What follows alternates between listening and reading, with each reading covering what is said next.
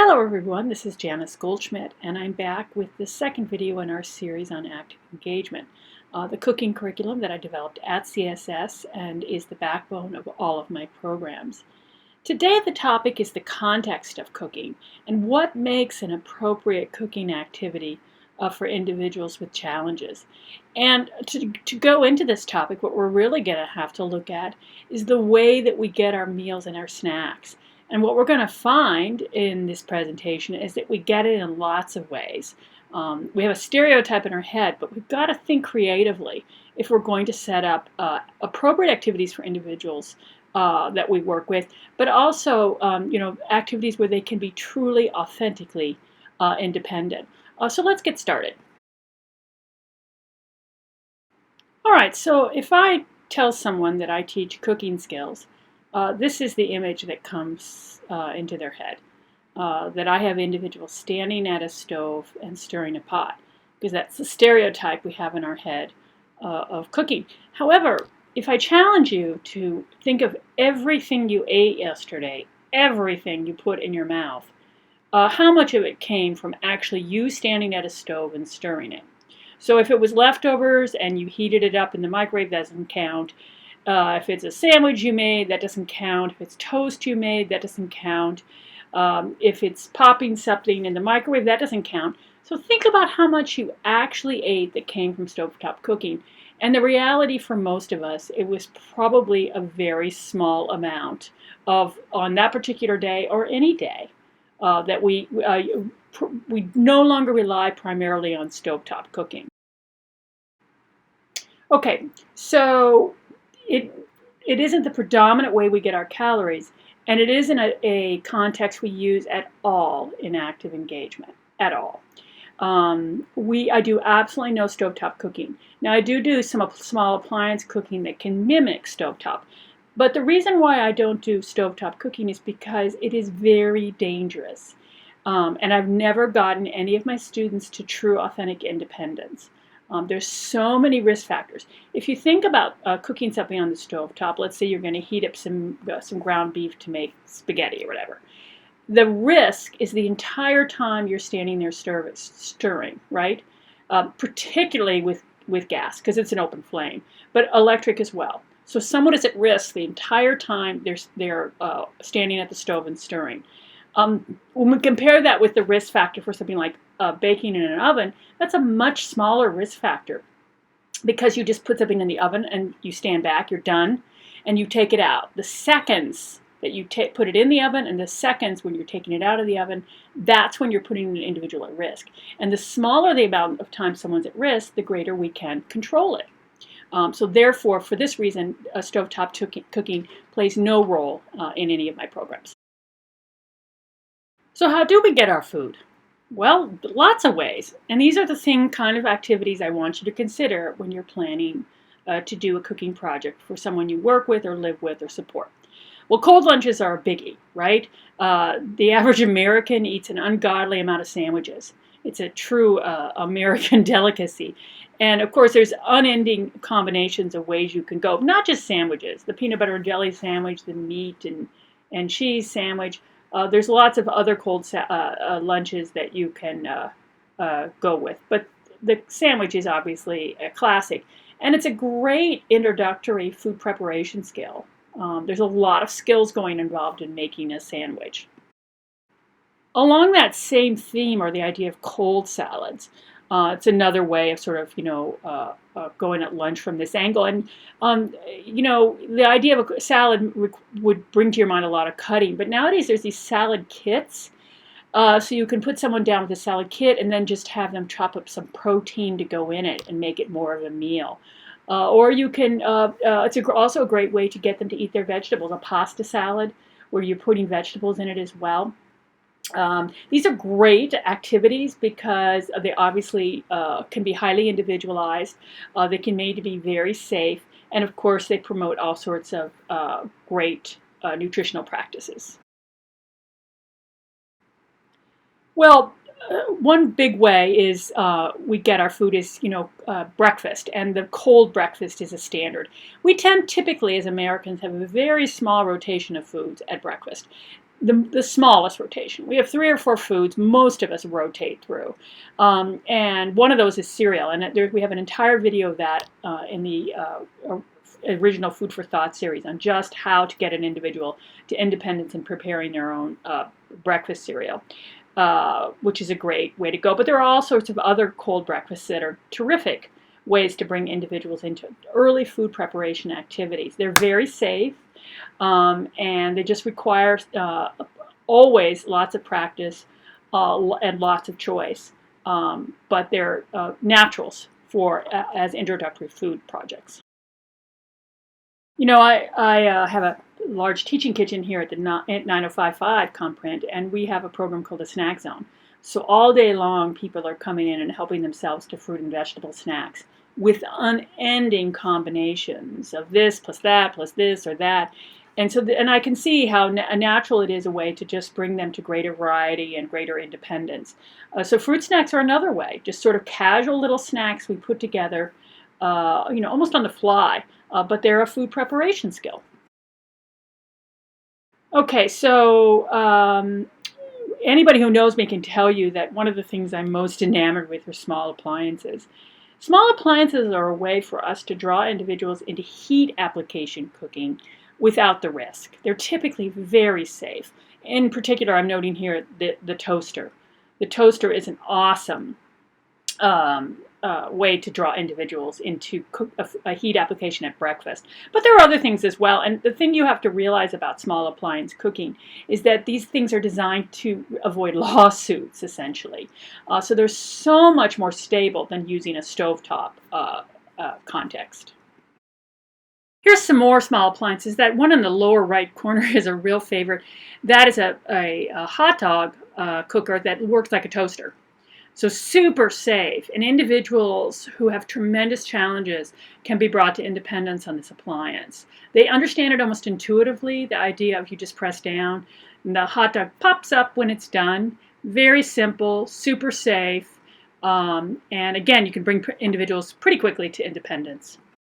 Okay, buffets. Now, this typically you don't think of as a food preparation, but it is because you have to go through a line and you have to pick. And that is a skill set. You have to be taught how to go through a buffet line or a salad bar. And to do it appropriately, you have to have lots of practice with guidelines. I always like to use the term small plate because you should go through with a small plate because it's not about filling things up. It's about choosing appropriately and in appropriate amounts. But you have to actually train individuals how to do that skill set.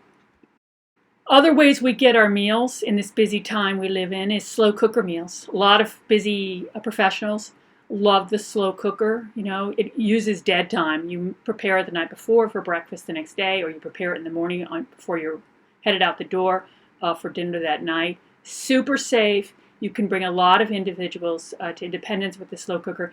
Plus, there's the advantage of the fact that we have a lot of slow cooker recipes in our recipe bank. Another way we often get our meals is baking. Baking, as I told you already, is much less of a risk factor than stovetop cooking. And a lot of times we'll come home and throw our dinner in the oven and get ourselves together as it's cooking. I like to draw individuals into baking when they're reluctant to work with me. I'll often start by making cookies with them because that's rewarding in and of itself, the cookie. And they'll have a little enthusiasm for the project. So baking can be made to be very safe for individuals with challenges through what we call the oven safety trifectas. Let's take a look at that really quickly. So we think of the oven maybe as riskier than some of the other small appliances I brought your attention to. But there are 3 things you can do to really reduce that risk. One, of course, is to use oven mitts. And I like to get fun, funky ones so that people like putting them on. The second is to use the oven extender so that you don't have to actually touch the rack to pull it out. You just loop it on there and pull it out. So you don't have to get near the rack and get burned. And then the third thing is that guard on the oven so you don't accidentally touch your wrist. Those 3 things together mean you'd have absolutely no risk with using the oven. So that pretty much makes the oven a very appropriate appliance for food projects for the individuals we work with. way to actually even lower the risk of baking is to use a toaster oven. Now, we have a very high quality toaster oven in the teaching kitchen, and it works beautifully. It is very safe, even much less of a risk than using the regular oven, because the amounts you're putting in are so small, there's not that concern about, that you might accidentally drop it or burn yourself on it. You have much greater control with the toaster oven. And I recommend a high quality one because the temperature is very regulated and things don't burn. There's specialty cookbooks just for toaster ovens and specialty pans and things, so you can just cook small amounts. And there are millions of people in New York City who just cook in a toaster oven. So it's a very functional device and can be used very effectively with individuals who are learning food preparation skills. One of the ways we get calories that you probably didn't even consider is our hot drinks. Most of us have coffee, and a lot of us put many things in. In fact, there are some calorie drinks available from Starbucks that have more calories than you really need in a single day. I have coffee with lots of cream, so there's plenty of calories in mine. And if in the past we demonized coffee, now we're well aware in nutrition circles that coffee is one of the leading antioxidants in the American diet. We actually encourage moderate consumption now. So drawing individuals into coffee-based activities or tea or whatever is a great cooking project, and it can be done taught very safely. All right, one way we often get our food is through reheating leftovers. It's a quintessential American lifestyle choice, and it's very economical. However, this is where we get into some problems, because when you think of reheating leftovers, we automatically think of course, the microwave. And it always surprises people that I am actually not a huge fan of using the microwave in cooking projects for the individuals I work with. And the reason for that is because when things go wrong in the microwave, they go wrong very fast. And my individuals, my students need time to problem solve. So think about a bag of microwave popcorn that you leave in 60 seconds too long. You're going to have black smoke coming out of the microwave. And most of the other small appliances I've shown you today, those work, slow and low, as I like to say. And you have plenty of time to sort of problem solve. With the microwave, things are just happening so fast. So I'm not a massive fan of the microwave in general for cooking projects. The one exception to that is, of course, that we do need a way to reheat leftovers, which is such a huge part of our eating patterns. So if you are considering a microwave for use, what I really love are these. These are a rotary dial microwave. When you think about the traditional microwave in the right that has all those buttons, it's so complicated. I can't use those effectively. So certainly the individuals I work with can't. But a rotary dial, you can simply keep it on medium heat and teach them how to turn the dial to, it usually has a 1 or 2 minute. You teach them to turn it to 1. They can learn that. And let's say the food isn't cooked in 1 minute. Well, then you do another minute. You do it in increments so that they can independently utilize the microwave. And let's be honest, I have many students coming through my teaching floor, and almost none of them use the microwave independently because there's so many things can go wrong so quickly. But with this model, they could independently reheat their own meal. Okay, I want to say something about meal planning as well, because we do have some individuals who have challenges where it will not be possible to bring them to any kind of independence in terms of meal preparation, and really very minimal involvement in the meal preparation process. However, even with that, we need to bring them into choosing meals. We need to have them have a role. We've got to keep them from just being passive in regard to their food. And there are a lot of meal prep activities, ways that you can have them play a role in the meal planning process. This meal planning board is made of PECs, picture exchange communication symbols, which a lot of you know very well. Universal symbols for things, and they have a PEC board. You can make one out of theirs. The idea being that they would have choices, and they could make choices and put them on the board. Here's another one, and you see that they would have a choice of a main course, a side dish, a vegetable, and dessert. And then they would pick the one they wanted. You see by using this kind of meal planning board that you teach them what an appropriate meal is. So, when you see this, a Snickers bar has no role in dinner.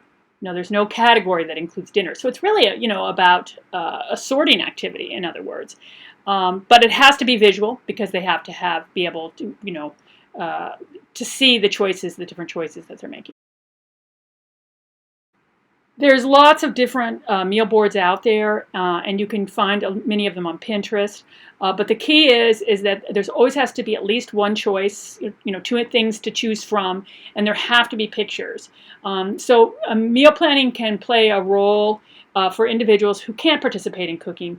They must at least have some input to the food preparation process. And there I am. I want to challenge everyone out there to think creatively about the ways we all get our food nowadays. We're moving increasingly towards a more snackified culture, and by that I mean smaller, more informal meals. And these are ideal for bringing individuals with challenges into the food preparation process.